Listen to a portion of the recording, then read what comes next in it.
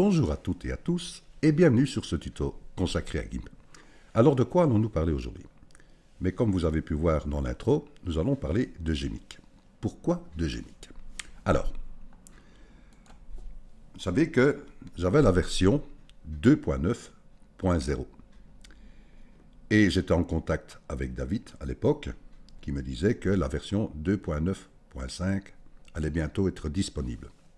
Donc, allons voir actuellement. Donc, je vais ouvrir une image. Voilà. Et je vais aller dans Filtre et GEMIC. Donc, j'avais bien la version 2.9.0 et que David disait que la version 2.9.5 allait être disponible d'ici une semaine.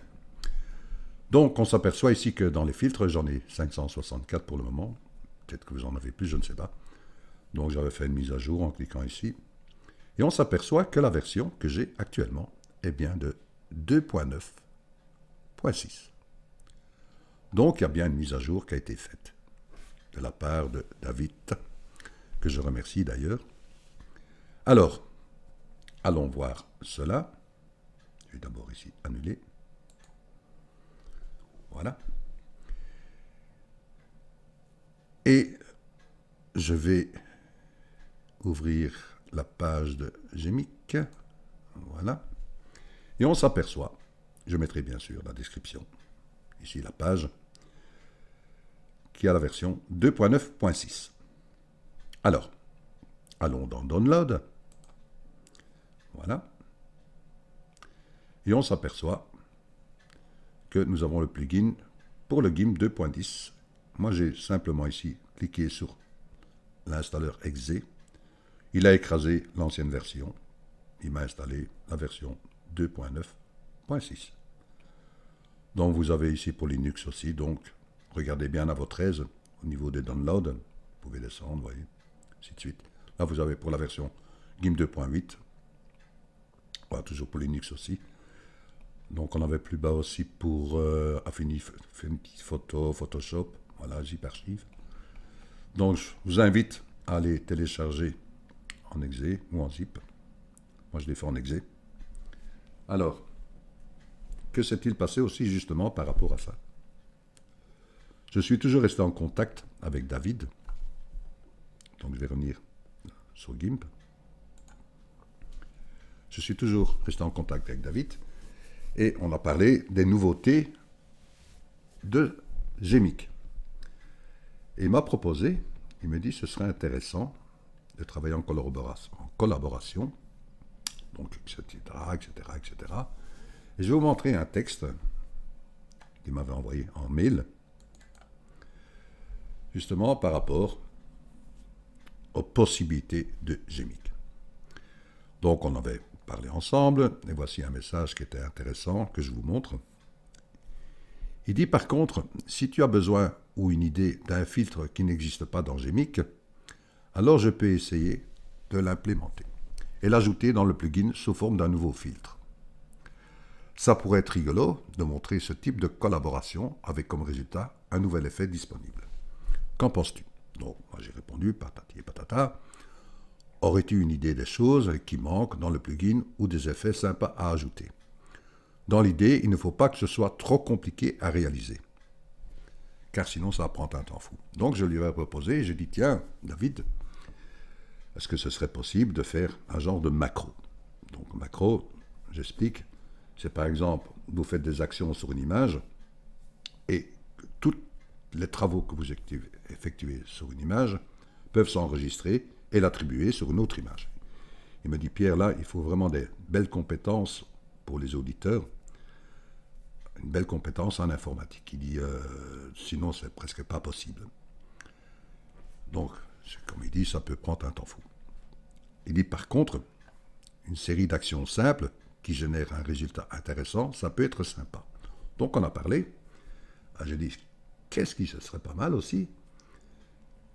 Que je peux avoir des idées, mais que vous aussi, vous pourriez avoir des idées. C'est-à-dire que vous avez une idée de pouvoir faire une conception d'un filtre qui va se mettre dans le plugin de GEMIC, en sachant que David regarde aussi les commentaires par rapport au tuto que je dépose. Il me dit oui, c'est une bonne idée.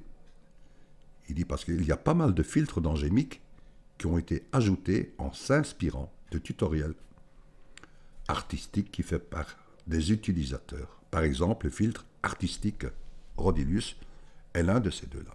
C'est-à-dire que voilà, il y a pas mal de filtres dans Gemic qui ont été ajoutés en s'inspirant de tutoriels. Donc si vous avez des idées d'un filtre que David pourrait créer, ça pourrait être très très intéressant. Je vais chercher de mon côté aussi, de toute façon, en sachant que David regarde aussi bien vos commentaires, que je remercie toujours. Donc je reste toujours en contact avec David. Donc si vous avez des idées, n'hésitez pas à les inscrire et les mettre dans les commentaires. On regardera ça ensemble et ça peut donner de très belles idées pour vous comme pour nous. Alors, allons voir par exemple un exemple que David s'est inspiré, qui était dans Artistique Rodilius. Donc on va les voir. Allons revoir cette image et allons ouvrir le filtre en Gemic, de quoi il s'est inspiré justement, un tutoriel, pour pouvoir le créer dans Gemic. Donc il a bien parlé d'aller dans Artistique et dans l'effet Rodilius. Donc je clique, voilà, qu'est-ce qui va se passer? Vous voyez, ça donne un éclat à toutes les parties claires de l'image. Donc on peut descendre l'amplitude, par exemple. Voilà, et ça donne toujours de l'éclat si vous regardez. Vous voyez. Jouer avec les paramètres. Vous pouvez, je sais pas, on fait thickness. Oui, tous des petits exemples. Ça peut être intéressant. Là, je pense qu'on va aller plus dans le flou. Non. Si j'augmente ici, qu'est-ce qui va se passer? Non, ça donne encore plus d'amplitude. Donc aussi, allons-y mollo. Ça peut être très sympa. Vous voyez là, un filtre. Je dis encore bravo toujours à David pour les travaux qu'il effectue pour pouvoir nous donner plein de satisfaction. Donc je dis par exemple OK. Voilà, ça fait son travail. Laissons faire.